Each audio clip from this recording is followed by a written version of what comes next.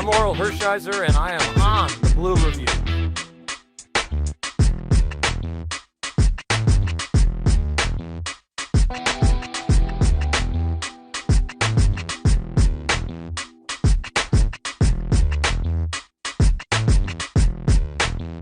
Hey, this is Sean Green. You're watching the Blue Review.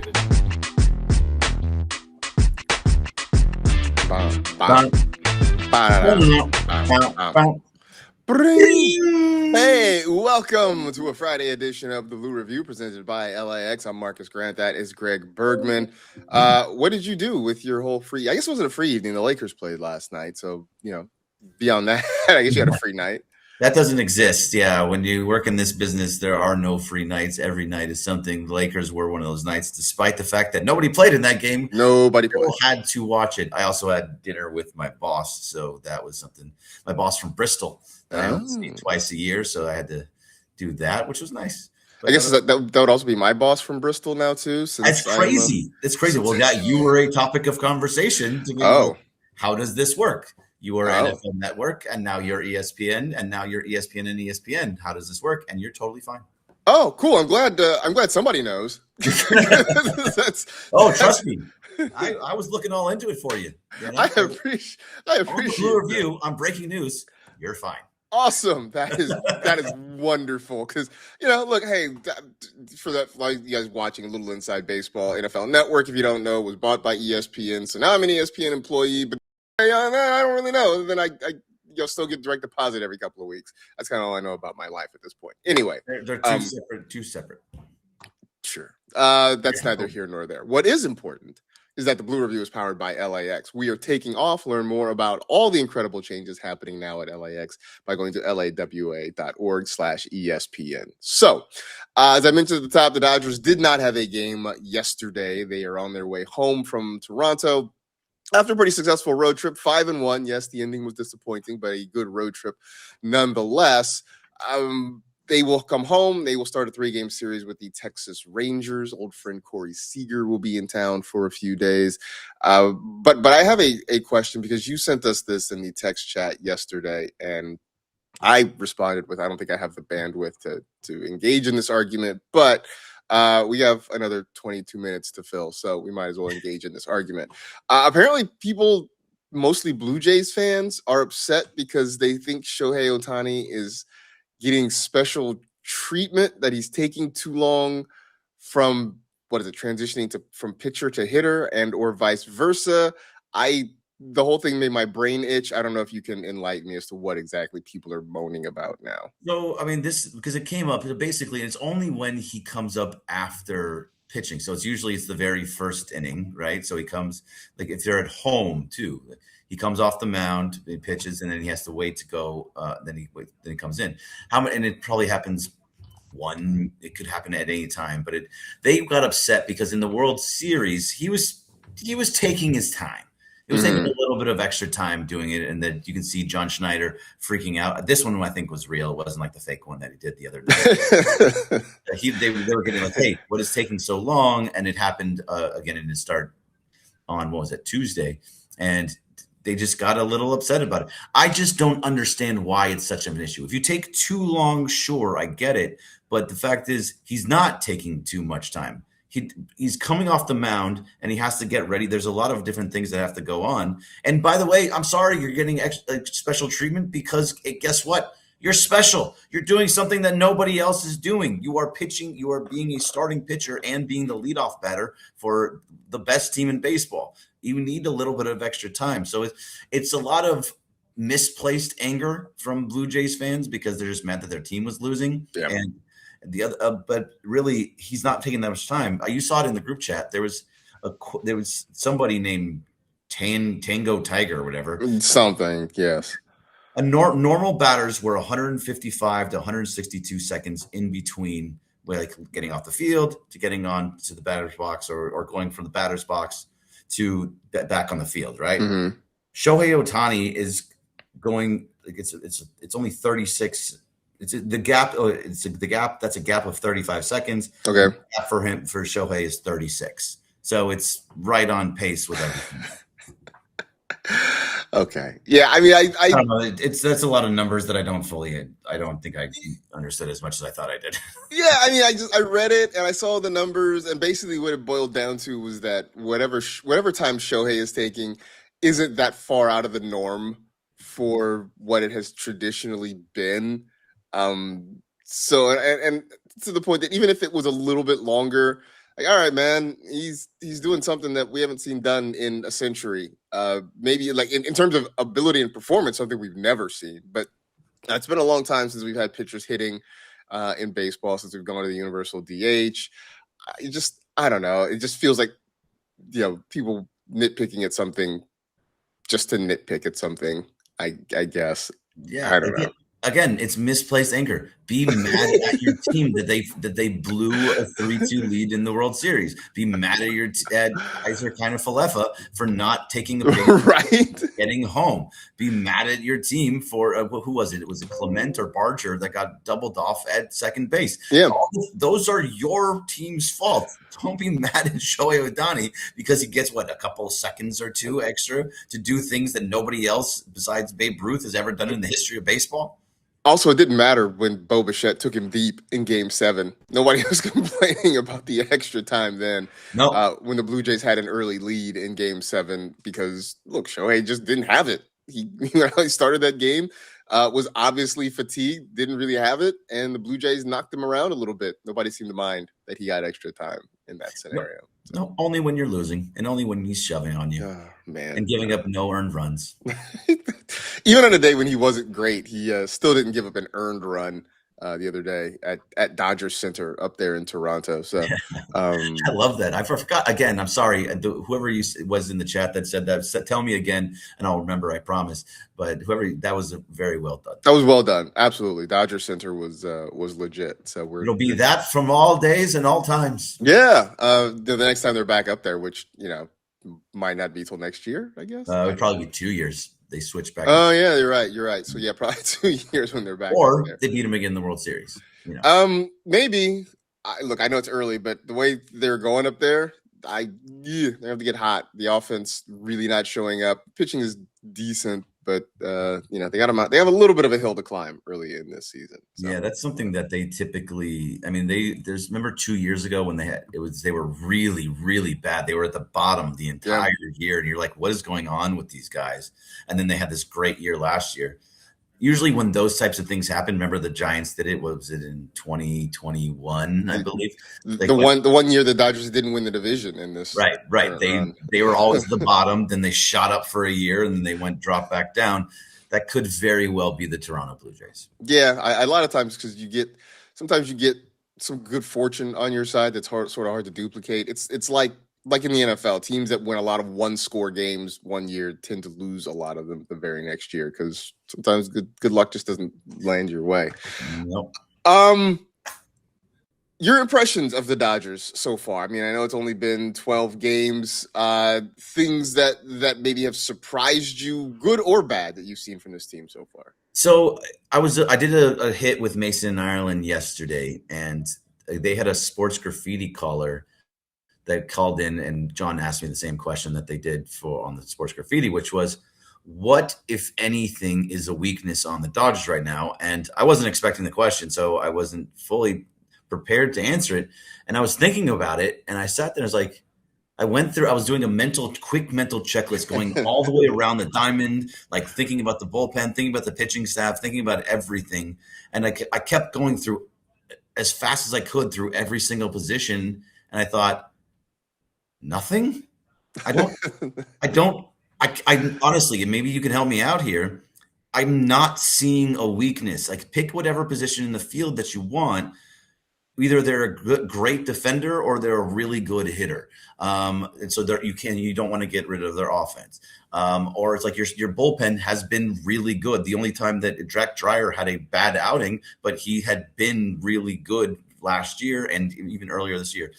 Like Blake Treinen and Tanner Scott are looking good again. You have Edwin Diaz looks good. The starting pitching, you can argue about Sheehan and Roki, but if that doesn't work out, you got River Ryan and Justin Robleski sitting in the back and there waiting to come up. Like, to be into the rotation. I know Lebowski is now, but I think everywhere there's no true weakness, maybe defensively for Teo and left, but that's like, that's not the end all be all there. And even your middle infield, the guys that shouldn't be able to hit are hitting and hitting Right. on Freeland. And when they're done, and when Mookie Betts and Tommy Edman come back, then they just take those guys out.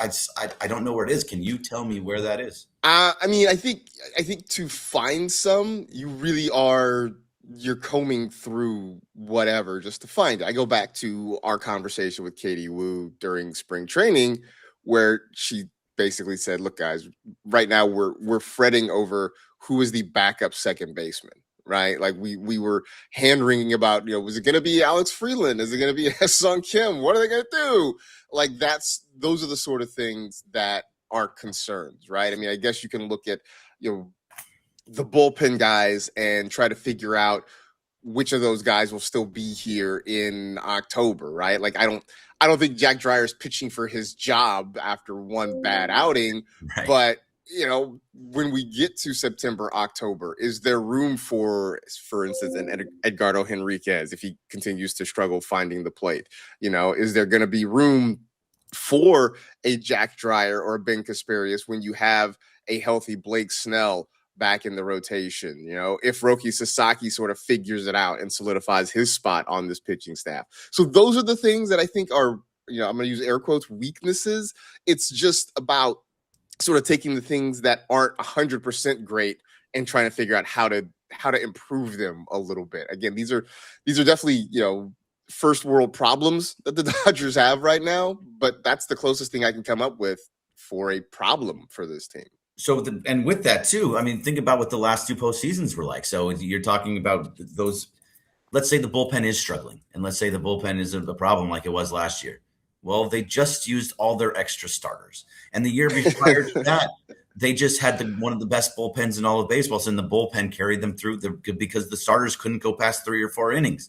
So you had to use your bullpen in the postseason. Like this team has figured out ways consistently of, okay, if one piece isn't working, we'll just rely on the other one. And if that one isn't working, we'll go back and rely on that one. Oh, you're not working at second base? Let's just bring up this other guy. Like they have everything is kind of solid right now. And I hate saying that because I'm probably knock on wood and like jinxing, but it was a really hard question to ask. And I saw in the chat, someone was just saying, Denny Cortez says, I feel like staying healthy is a weakness.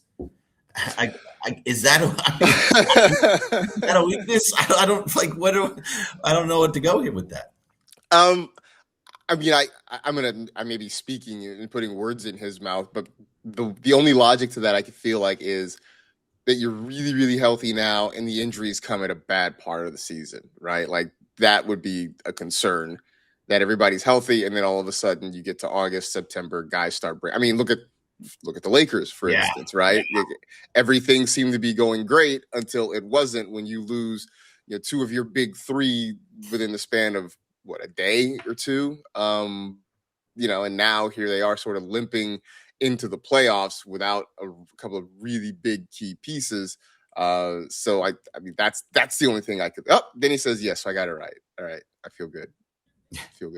So yeah, that's, I guess, a concern, but nothing you can do about that. You just hold your breath and hope everything goes right from now to October. But that could take them off track, I guess. Yeah, I guess it can, but like if that's what happens, what are you going to do? You just shrug your shoulders. Like they got hurt. Yeah. If everybody gets hurt, what are you supposed to do? Like this, you said the Lakers. The expectations were high, and you felt like, okay, this is great. That they're looking really good. Then Luka and AR go down, and you're like, well, okay, it's over now. And that's like it sucks, but you're not upset with them because you're like, okay, I mean, what are we supposed to do about that? Yeah. I don't know. It's just a weird place to be. That I honestly, it was such a good question because I'm like, I don't think anywhere, and that sucks. You know what I mean? Yeah. I mean, just, I guess because, again, as fans, certainly for us doing this show, we are always sort of watching this team with a really critical eye. And I also think some of it is because, having gone from 1988 to 2020, having seen those failures in the first round over the last few years before they finally broke through for back-to-backs. I think there's a sense of, okay, what can happen now? And I think I think the issue right now for us is we're sitting in this moment and we're like, everything is really good. It's like, it's quiet. It's almost too quiet. I think that's sort of where everybody kind of is. Almost too quiet. Right. Exactly. So I guess that's the only concern, right? That everything seems to be going too well. And that's a weird place to be. Yeah, and I don't like being in that place. Yeah. Just because, and especially this early, and because we're going to look back in 2 months and be like, oh, remember when back in April, we're like, oh, there's no weaknesses. now they can't hit. Like, whatever. This long season, they'll be fine. It is a long, long season. I was reading a story in The Athletic, kind of the latest power rankings, and all the different beat writers for the teams were talking about the one sort of big difference maker for the respective teams through the first week and a half, 2 weeks of the season. The Dodgers, no surprise, number one in the Athletics power rankings. But the highlight, I mean, this is not a surprise considering how he has played, but it's Andy Pages. And I just want to just highlight the fact that this is a guy, you want to talk about a guy who's been on a development journey, who they brought him up because they sort of liked his makeup. They liked the occasional power he gave them. But you remember Greg, he was a circus in the outfield. He was a circus on the base paths. I mean, just an absolute circus out there. Here we are, fast forward to the start of 2026. And I mean, he has, even that first week when the Dodger offense was sputtering, he was sort of the guy leading the charge. And I know we were both disappointed he didn't make an all-star team last year. I hope he keeps this up because he was absolutely deserving last year. Would love to see him be in an all-star game this year. Yeah, no, he's been phenomenal. He's going to be. And then this is despite the fact that he had a golden sombrero the other day. Yeah. So he went over 4 with 4 strikeouts. And like that stuff's going to happen. But you look at it, and despite that, this early in the season, he's still hitting 415. So, he's been on an absolute tear, and you just love to see it. And I love this. God, look at that. I did not realize. Tubby corner outfield. Yeah, I don't think I ever realized he looked like that. Right. I didn't even know. Wow, look at that. That is a massive, massive difference. A huge difference. Wow. He shed a ton of weight. He put on some muscle, and now look what he's doing. And I love the fact that it's Pages that's doing this too, because he's a homegrown guy. He is from the Dodgers system. They didn't trade for him. They didn't move him. I mean, I don't know if they drafted him. I'm not Bruce Kuntz. I don't know well, he was from Cuba, right? So he was probably an international signing. Sure. So ideally. But I don't understand why people don't like they don't call that homegrown. Just like Haesung Kim, people don't call homegrown because he's from Korea. What's the difference? Like, you're signing him, they haven't been on another team. That's still your guy. But anyway, he's a homegrown guy. So the whole narrative that the Dodgers buy their players and all that, he is one of the examples of it's not. And we all know, because we watch the Dodgers every day, that that's not the case. Will Smith, Dalton Rushing, Andy Pages. You go into the Edgardo Henriquez, all the guys in the bullpen. Yes, you do buy big pieces, but that's what teams should do. There's enough guys on the actual team that it's not a fully, bought team. Yeah, I mean, I think every good organization is able to mesh their homegrown talent, their developed in the system talent, with bringing in free agent pieces, right? I mean, developing baseball players, scouting is almost as much art as it is science. You're going to have misses. I mean, we talked at the beginning of the season about a guy like Bobby Miller, who once was supposed to be a can't miss prospect, and now here they are at a crossroads, and nobody really knows what his future is going to be. It doesn't really seem all that promising anymore. So you're never going to build a whole roster with just 25 guys that you have drafted and developed and brought through your system. You're also generally not going to have the resources to have a roster of 25 guys that you went out and paid big free agent contracts for. So the Dodgers have done a great job of identifying talent and, signing talent for big bucks, but also building from within. I mean, through all this, they still have one of the deepest farm systems in all of Major League Baseball. So, I don't know. Yeah. We're biased, but it feels like they're doing it the right way. So do you consider like James Tibbs, who is in the minor leagues right now and is really, really good? He's just breaking out and is having a monster year. He's batting over 400. He has like 7 home runs. He has 13 RBIs and only 12 strikeouts at this point in the season. Still really early, but that type of guy. He was in the trade for Dustin May, but he's in the minor league system. He never has been in the major leagues.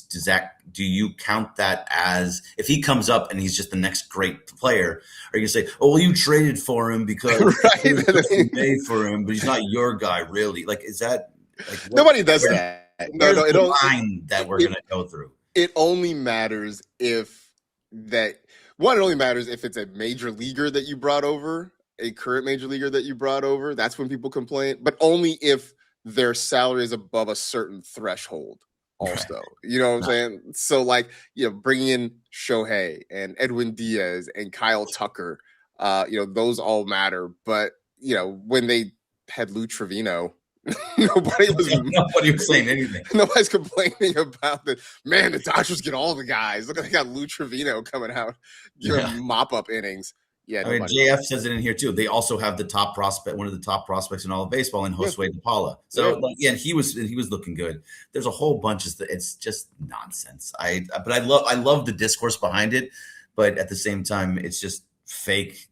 Again, misplaced anger. Your anger is at your team because they can't get past the first round or they can't get into the playoffs. I'm talking to you, Angel fans.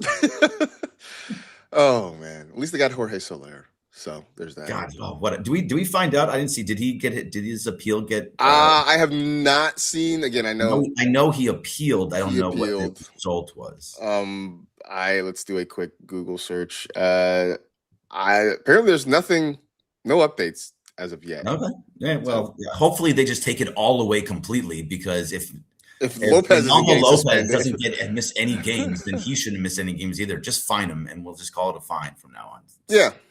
Yeah, that's it. As Danny Cortez said, they didn't care we had the other Diaz. Yeah. But Edwin's a problem. So. Yep. Anyway, 3-game series starts tonight against the Texas Rangers. It'll be Kamal Rocker going against Tyler Glasnow. I feel like, by the way, that's a name we talked about Glasnow and his starts with so much going on with this team playing well. It feels like we've kind of glossed over the fact that Tyler Glasnow is off to a pretty good start this year. Yeah, he's only given up 4 earned runs, and he is looking good. I mean, this is what typically does. He gives up a couple of runs late, or he gives up a home run early. But I really like what you're seeing out of Glasnow. He's showing that on any other team or most other teams, only giving up 2 runs a game, you're their ace. You're sitting there at the top there. And here, you're like, oh, he's the forgotten about guy. And especially when Snell comes back, you're looking at he drops down to like the 4th guy. Yeah. Amazing that your 4th guy is going to have an ERA of 2. So I really like what I'm seeing out of him too. He looks just confident and healthy. Now it's about that part of it. He has to stay healthy. I'm sure he's going to go on the aisle at some point because they all do. But the fact is, he looks really good right now, and we want him for the postseason just like they did last year. Yep. If there's a reason for other teams to hate us, it's that having Tyler Glasnow as your number 4 starter. That's a good reason. How crazy is that? He's the number 4 starter. Tyler Glasnow is your number 4 starter. That's a good reason to hate the Dodgers. Anyway, that'll do it for this edition of the Blue Review. Appreciate you guys hanging out with us in the chat. Shelly, I saw your question about Max Muncy. A little bit on the struggle bus. But that tends to be who Max Muncy is. He'll get high. I think asking if does he count as homegrown, because he played with the A's. He was with the A's, but he was let go so early in his career. He was a part of it. They just brought him here. I mean, he's a Dodger because he really established himself. He wasn't like, oh my God, that guy's really good, and they brought him down. They just evaluated him correctly, just like Chris Taylor. Yeah. I'll call him homegrown. Max Muncy's he's a homegrown guy. He's homegrown. There it is. Anyway, stick around. The Sedano Cap Morning Extravaganza coming up here on the ESPN LA YouTube channel. Back with you on Monday from 6:30 to 6:55 a.m. here on the ESPN LA YouTube channel. For Greg, I am Marcus. We will see you then. Have a good weekend, everybody. See ya. Yeah.